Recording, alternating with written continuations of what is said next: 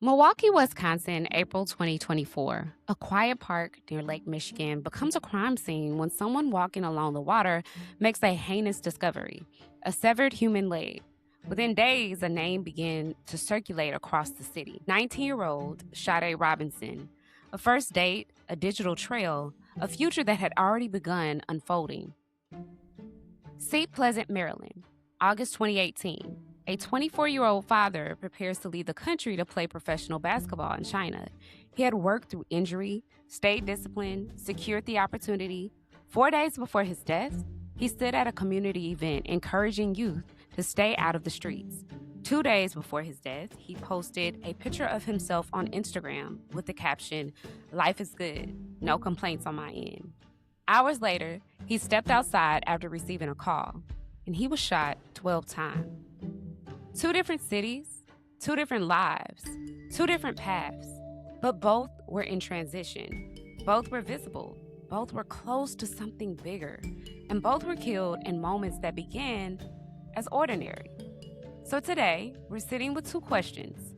What makes someone vulnerable in the very season they're trying to elevate? And how often does proximity to someone you know, someone you trust, someone who resents you, become the deciding factor between safety and tragedy?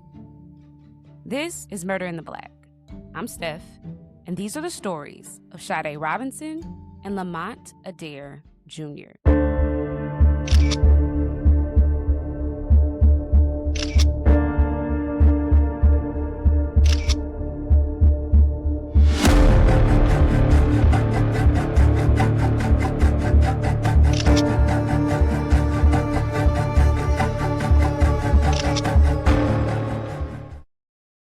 On April 2nd, 2024, Milwaukee County deputies responded after a citizen reported finding a human leg near the water. That same day, another scene unfolded. A woman who was preparing for work noticed outside of her window that a car was burning. Now, her neighborhood was known for people illegally dumping. It was a 2020 Honda Civic that was on fire. Inside, investigators recovered items that would connect the fire to a missing 19-year-old woman, Sade Robinson. Two investigations that would soon merge. Before we go deeper into this case, we have to talk about Sade. She deserves to be remembered for who she was, not just how she died. Sade worked two jobs. She was nearing her associate's degree at Milwaukee Area Technical College. She wanted to join the Air Force. After all, she came from a military family. Her mother planned to take her to Hawaii after graduation, a special treat for her accomplishing one of her goals. She had her own apartment, independence at 19, and dreams that stretched far beyond Milwaukee. On March 31st, she spent the day with family at her grandparents' house. Dinner, laughter, ordinary love. Her cousin Adriana was also there, but no one knew those goodbyes would carry so much weight. Sade used Life 360, sharing her location with her mother and friends. On the evening of April 1st, she went out. A seafood restaurant, then a bar, then later, a home on Milwaukee's southwest side. Her phone showed she left that location around 12:45 a.m. And people watching her location began to feel something wasn't right. Guys, how much safety do we really place in technology, like location sharing apps? Do they protect us, or do they simply document what went wrong after the fact? When Sade didn't show up the next day for her shift at Pizza Shuttle, her coworkers grew concerned enough to call Milwaukee County deputies to conduct a welfare check. When police arrived, they later would discover her purse and wallet. Critical missing alert in Milwaukee is a specific type of public safety alert used when someone is missing under dangerous or suspicious circumstance. But the case does not qualify for an Amber Alert or Silver Alert. Essentially, it's issued when law enforcement believes the person is missing and may be in danger. There are suspicious or unexplained circumstances the public could help locate them. So it simply elevated her case so that the public could be made aware that she was a missing person, and it is believed that she could be in danger. Now, according to Sade's mother, when she didn't speak to Sade on April 2nd, it was unusual because they spoke often, but she rationalized in her mind that Sade must have just been working. She got busy with school or work, and she would speak to her later. But it wasn't until she found out that her daughter was missing and that her car was on fire that she said some haunting words that would stick with me throughout this case. She said, "Somebody took my child. She is in danger," because Sade just wouldn't go missing. Investigators called upon the public to help them, and so did Sade Robinson's family. And one of the things that they asked is that they would help put up flyers, but more importantly, be involved in a community search. It was as this community search was conducted that they found more sinister things. More remains were discovered. A foot near tire tracks. A blanket that belonged to Sade found just 15 miles away where her car was found. And you might be saying, well, Steph, how did they know it was Sade's? Well, it was a blanket that had pictures of Sade all over it. It was her blanket. They later found a torso and an arm. Now, the severed leg was found at Ornament Park. However, the investigators did not connect the severed leg that was found in Ornament Park to Sade's case. Not until they started to find these other body parts throughout Milwaukee did they have a suspicion that these two cases could be connected. So one of the first things that investigators did was they went to Ornament Park and they pulled surveillance. That took some time to retrieve. In the meantime, investigators that was working on Sade's missing persons case decided to take a closer look at Sade's cell phone. In her cell phone text messages, they found that Sade was arranging a date for the evening of April 1st. They didn't know who the person was just yet. They were still trying to figure that out. But they knew for a fact she was supposed to go on a date. They also found a text message that was sent to Sade at 10 a.m. on April 2nd from the person that she went on a date with. And the person asked if Sade's day was going okay. And investigators wondered if this person was innocently sending this text message to her because they had no idea that she was missing, or could this be their possible suspect who was trying to throw off the case to appear that Sade wasn't missing at all, or that he made attempts to reach out to her despite knowing that she was missing? They had no idea. And so they were still trying to figure this out. And the Life 360 app was really a defining factor in this case, definitively marking the location where Sade was. And the first place that Sade went to was a seafood restaurant called the Twisted Fisherman. They went there and they retrieved the surveillance footage of the day Sade was there, which was the evening of April 1st. And they saw Sade at the bar with this man that she was on a date with. Everything appeared to be normal and calm. They had dinner and they also had a couple of drinks. Both left together in Sade's car and went to Duke's on Water, which is a bar. After having drinks there, Life 360 data placed Sade at a home on the southwest side of Milwaukee. And they were able to identify the person she was on a date with. It was Maxwell Anderson. Immediately, investigators went and pulled his criminal background history. And it turned out that he had a lengthy rap sheet that involved violent crimes and violent assaults, even against his own family members. So they began to put two and two together. Eventually, detectives were able to retrieve the surveillance footage from Ornament Park. There, they were able to see in the early mornings of April 2nd, a person's vehicle pulling into the parking lot of Ornament Park. And then they saw a shadowy figure who went down by the cliff where the severed leg was found. And it was with that footage, along with the Life 360 app, that they were able to say with a good degree of suspicion that Maxwell Anderson was their guy. Now, investigators did not want to take a whole lot of time arresting Maxwell Anderson. And so they pulled him over on April 4th for a traffic stop violation. And they arrested him because they did not want him to hide any evidence or to discard any evidence. And so that was their way of making sure that he was in custody. And very soon after, they secured a search warrant on his property. Sadly, on April 12th, the county deputies released a press conference statement saying that the remains found at Wanamac Park and the other remains that were found via searches were indeed the remains of Sade Robinson. Shortly after, Maxwell Anderson was charged with first-degree murder of Sade Robinson, mutilating the corpse, and arson. What followed next wasn't just an investigation. It became a courtroom reconstruction of Sade's final hours. In May of 2025, nearly a year after Sade disappeared, Maxwell Anderson's trial began in Milwaukee County over the course of several weeks. It was listened as prosecutors laid out a case built not on one single dramatic discovery, but on a series of digital footprints and behavioral patterns.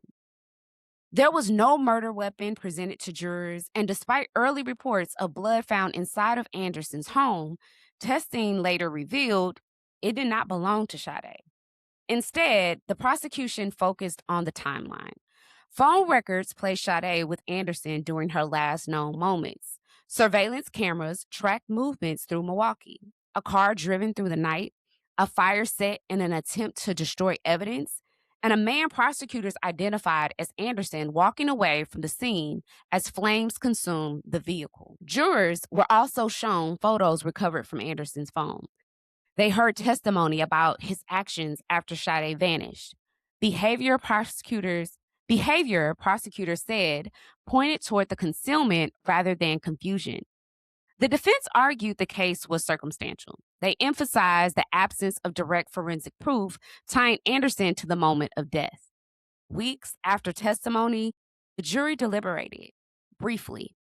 On June 6, 2025, they returned guilty verdicts on all counts: first-degree intentional homicide, dismembering a corpse, arson.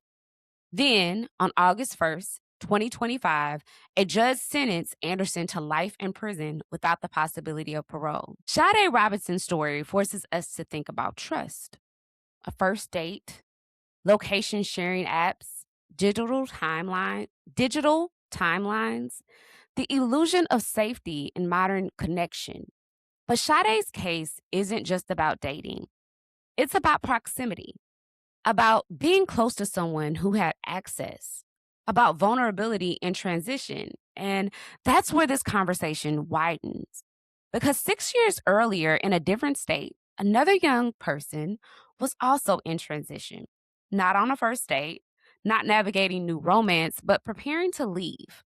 Lamont Adaire Jr. wasn't stepping into something unknown. He was stepping towards something earned. And yet, just like Sade, proximity closed in. Different city, different context, same interaction. Quick pause just in case you're locked in right now. I want to make sure that you're subscribed to Murder in the Black and you press that bell icon so that you can keep up on our updates. For exclusive episodes and subscriber-only content, consider becoming a paid subscriber. Here's a little nugget.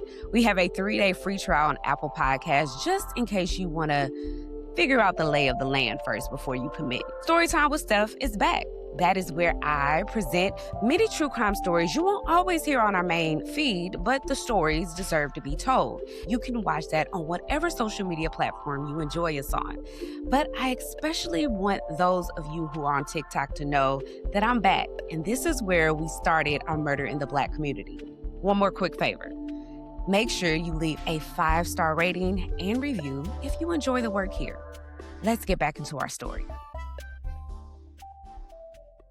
Lamont Adaire Jr. was born October 10th, 1993. He grew up in Seat Pleasant, Maryland. His mother, Darlene, said he didn't have a specific long-term goal, not a corporate ladder, not business plan. It was always basketball. Family and basketball, in that order. Lamont was spoiled by his family, the baby, loved deeply. He wasn't just another child, he was celebrated. He learned to play basketball across the street from his grandmother's house along with his older sisters. That's where it started. He practiced, he grew, he got taller, tall enough that people started calling him Tree. After high school, he went off to college in the Midwest to play basketball. But injuries interrupted that path. He eventually dropped out and returned to Seat Pleasant, where violence in the area was escalating. It was a different type of neighborhood when he came back. But Lamont was determined to work on his game. And in 2018, it paid off. He earned his shot to play professionally in China. Everything was lining up. Around that same time, he found out he was going to be a father. His son's name was Micah. On August 7th, Lamont shared a special moment with one of his sisters, his son taking his first steps. As he left the house that day, his sister told him, "I love you.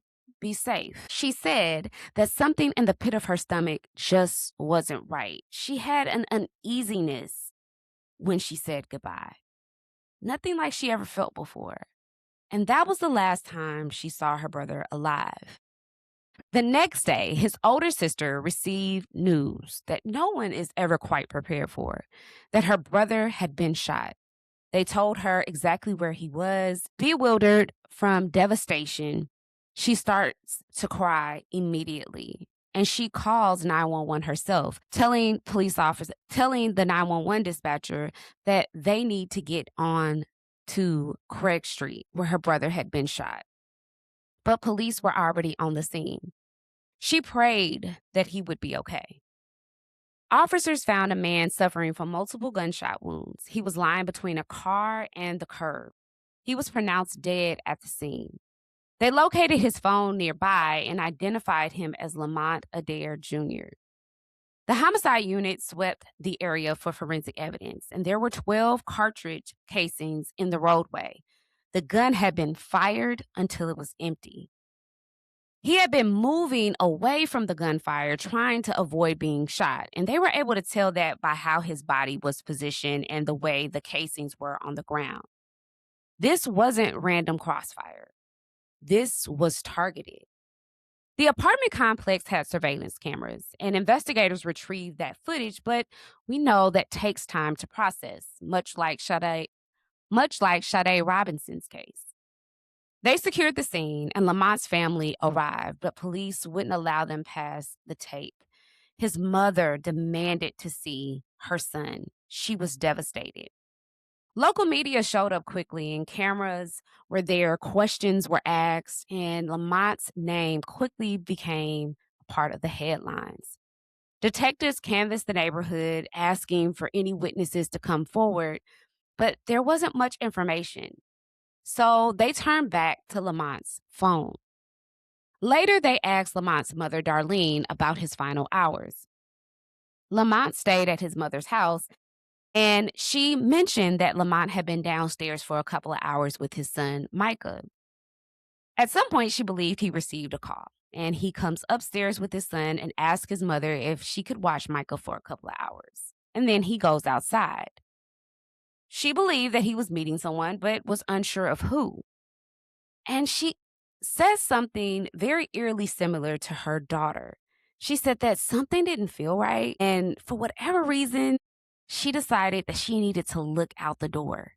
And that's when she saw him walking down the street. Now, the family didn't believe he was involved in anything that would make him a target. After all, Lamont was a good kid. 4 days before Lamont's murder on August 4th, he had attended an event called Hoops for Peace, a local charity cautioning youth to stay away from the streets. On August 6th, he posted a photo saying, "Life is good, no complaints on my end." He was trying to inspire people in the community. There was nothing on his phone that suggested immediate danger, but someone had called him out. Who was he meeting? How does a young man encouraging others to avoid the streets become the target of street violence just days later? This was a question by investigators that stumped them, and they were and they were committed to finding out who. Lamont's family suspected a friend named Thomas. They believe he was supposed to meet Lamont to play basketball. And they started to wonder, did he set him up to get shot? Why else was Lamont out? Now, Thomas was in the area at the time of the murder, and detectives interviewed him. He confirmed that, yes, I called Lamont to come out and play basketball with me, but we never met. He never arrived. They were able to substantiate Thomas's story, and he was cleared.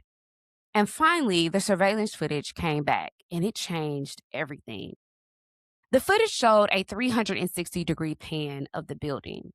Approximately 349 to about 350, you're able to see Lamont near the apartment complex, and then a gray Toyota Corolla pulls up.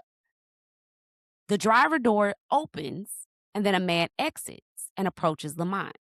He begins firing, and Lamont drops to one knee, trying to avoid the fire. Now, he empties his clip, and then the camera pans away very briefly because this is a 360-degree pan. It goes in and out of footage, going to different parts of the apartment complex. When it returns, the shooter runs to the driver's side but can't get in. It seems like the door is locked. But then he runs to the back seat, hops into it, and you see that the car drives off, meaning that there were two people in the car. This seemed to be exactly what detectives thought at the beginning of their investigation. This was indeed a coordinated attack. It was targeted. But from the footage, they were able to see that the man who shot Lamont was short. He had long dreads, but nothing else was very distinctive other than what I just told you. A maintenance worker had been near the scene days earlier, and you can see footage of the maintenance worker near the spot where Lamont was shot, and you can see the maintenance worker actively running away from the scene. So detectives see this, and they go back to the apartment complex, inquire about the maintenance worker, and ask him to come in for a formal interview. He was brought in, and he claimed that he couldn't describe the shooter despite being right there. And I know, plain devil's advocate, trauma does cause you to forget, but more often than not, trauma causes you to remember and your senses become heightened. But according to him, he didn't know who the shooter was. He couldn't even describe Lamont. He just knew that he needed to get away from the scene. And nothing came from his interview. Lamont's family, his mother, Darlene, was very adamant about asking the community for support. And one of the ways that she did that alongside of her family was to organize a march. And they wanted to bring awareness because they needed answers. She demanded that they solve her son's murder, not because of the loss that she experienced, but for the sake of the community. Because she said something that stuck with me. She said, I wanted my son's murder to be solved and the person to be off of the streets, because if it can happen to my son, it can happen to your son. It can happen to your nephew. It can happen to your loved one. We are all each other inside of this community. And in the days following the march that they held, which the march started at the apartment complex where Lamont was shot, and they went to a specific location. Media came out and filmed the entire thing. But in the days following the protests, rumors began to circulate. And one rumor suggested that Lamont had once been arrested while smoking weed. And Lamont was able to very quickly post bond and get out. There was rumors that he snitched. And that's the reason why he was able to get out. And so maybe that is the reason why he was targeted. Or about him being labeled a snitch didn't sit right with his family because they knew the facts. Yes, he had been arrested once while in the car smoking weed, but he was released early because he could post bail. I mean, it was as simple as that. He didn't snitch on anyone. The charge itself was minor. There was nothing to snitch about. It was just a matter of him getting caught with some paraphernalia. Simple as that. There was no benefit of him snitching on anyone. Neighborhoods, perception moves faster than facts. And perception can be dangerous. But investigators hit a dead end there. And there was no real proof that the rumor itself was true and that it played a role in his murder. Time went by, and finally, someone came forward. A woman named Kenya approached the police. She said she had information. Detectives asked her about her relationship with Lamont, and she told them that they had been friends for quite some time and admitted that he would come back and forth to her house and they would hang out. But recently, their friendship evolved into a sexual relationship in June of 2008. Her ex boyfriend was not happy about it, despite them no longer being in a relationship. Her ex boyfriend's name was Franklin Scott. Kenya said Franklin had made threats. They had been on and off again, and there had been protective orders involved. But their relationship officially ended in May of 2018 before she ever started a physical relationship with Lamont. But Franklin remained obsessed with her and obsessed with her involvement with Lamont. She believed that he was responsible.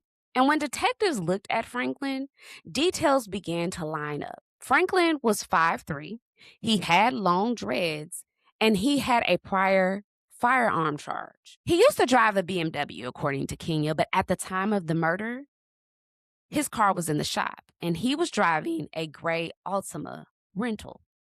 Kenya also told police something important. On the day of the murder, Franklin called her while she was at work. He was driving, and he had someone in the car with him. Now, if you go back to the surveillance footage that we talked about at the very beginning, the alleged perpetrator was short, 3. He had long dreads, and they were driving a gray vehicle. They also know, according to the footage, that it wasn't one perpetrator, it was 2, because he wasn't able to get back in the driver's seat. He only got into the back seat, suggesting someone else drove away. Investigators realized that she's onto something. And Kenya identifies who he was in the car with, a person by the name of Elijah Jackson. Now, they conduct a background investigation on him and find out that Elijah had a prior criminal history as well. But when investigators go and try to locate Franklin or Elijah, they can't. They don't know where Franklin is, and Elijah is out of town. And so they're trying to secure one of them into custody for a formal interview. But then police find the rental vehicle. It was parked on a street, abandoned, and there was no sign of a murder weapon inside. And so they really needed to speak to Franklin or Elijah. Now, investigators remember something. Franklin had an upcoming court date for a prior gun charge on August 23rd. So they showed up for that court date. And when he showed up to court, they immediately arrested him. He, of course, lawyers up and chooses not to speak. However, detectives began to monitor Franklin's phone calls. And on one call, he asked an associate to get rid of babies. On the street, babies can mean guns. So they obtained a warrant to search his home. But time had passed, and when they searched it, they didn't find a gun. They had probable cause, but not enough to secure a conviction. They needed to speak to Elijah Jackson. On August 24th, police finally locate Elijah at his home after he had been out of town. They brought him in for questioning, and for hours, he remained quiet. They tried to poke at his story. They tried to get him to say something, but he didn't. He was very measured and careful. But at the end of the interview, when police were just about ready to give up, that's when Elijah said he wanted to talk to his mother. And how often do we hear that in cases? That's how you know that the perpetrator is about to confess to something. His mother comes into the room and she tells him to tell the truth, and he does. He gave detectives a first-hand account. He said he ran into Franklin while walking, a chance coincidence, not planned, and got in the car with him, and as they're driving along, they see Lamont. Franklin said, "There he go." Franklin fired rounds from inside the car initially and then jumps out, but the car kept rolling. Now, Elijah was sitting in the passenger side, and he needed to stop the car from rolling, so he jumps into the driver's seat. Franklin fires nonstop, 12 rounds, emptying the gun. Elijah said he didn't expect an exchange. And it was sudden. He didn't know. He had no idea what Franklin planned to do. And that shows the confusion.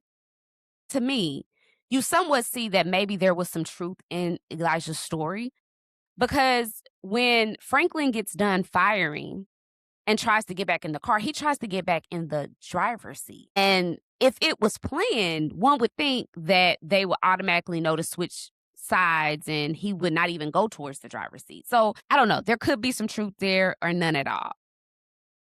He said after they drive off, Elijah was charged with accessory after the fact, and now the case had what prosecutors needed. Franklin Scott did not go to trial. Franklin pled guilty to first-degree murder because Elijah was prepared to testify. Elijah Jackson received 6 years, and Franklin Scott was sentenced to 50 years. 50 years for jealousy, for ego, for possession disguised as love. How many lives are permanently altered because someone could not tolerate losing control over a relationship?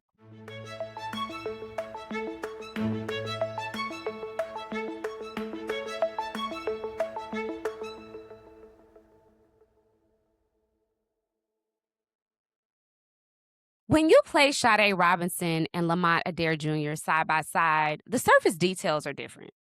We've talked about different cities, ages, motives behind the crimes, but underneath the structure feels familiar. Both were in transition. Sade was stepping into independence, her own apartment, her degree nearing completion, plans to join the Air Force.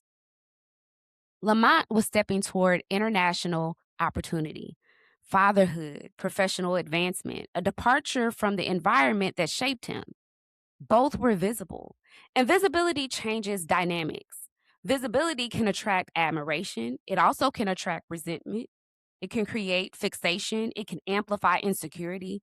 And in both cases, the person who harmed them had access to proximity, access to trust, access to familiarity. And that's what makes these cases uncomfortable, because they don't fit the narrative of random danger. They force us to confront something closer. Sade used Life 360. Her movements were documented, her location traceable, her night mapped digitally. Lamont stepped outside after a call, likely expecting a conversation, likely expecting familiarity, likely expecting to just play a game of pickup basketball. Technology recorded, surveillance captured, timelines reconstructed, but none of it intervened in real time. So the deeper question I leave you with is, what does safety actually look like in a world where the threat is often someone who already has access? And another, how do we address the emotional immaturity, entitlement, and ego that sit beneath so many acts of violence? Because Sade's case touches dating culture and digital trust. Lamont's case touches masculinity, possession, and jealousy. But both sit at the same crossroads. Someone deciding another person's future was negotiable, that their own insecurity outweighed someone's life. We often frame these cases as isolated tragedies, but patterns repeat. Young people navigating independence, young men navigating ego, access to firearms, lack of emotional regulation, environments where retaliation feels normalized. Sade, Lamont, both were building something. Neither were spiraling. Neither were careless. Their lives were interrupted by decisions made by others. And if we're honest, prevention requires more than awareness. It requires cultural shifts. Rest in peace to Sade Robinson and Lamont Adaire Jr. Two lives in motion, both stopped by proximity. And that is what stays with me. I want to remind you guys to join us on Substack for this particular episode. If you've never considered Substack, I highly encourage you guys to come and read some of the articles that I've posted there. We really want to create community, and that's the way we can engage in conversation with each other. If you're listening to us on YouTube, or watching us, I should say, in most cases, make sure you press that subscribe button. Click the bell icon so that you can keep up with Storytime with Steph and other updates that we may have on our page. If you love what you hear on Murder in the Black, make sure you go to your favorite podcast platform and leave us a 5-star review and let us know what you think. Until next time, this is Murder in the Black. See you next week.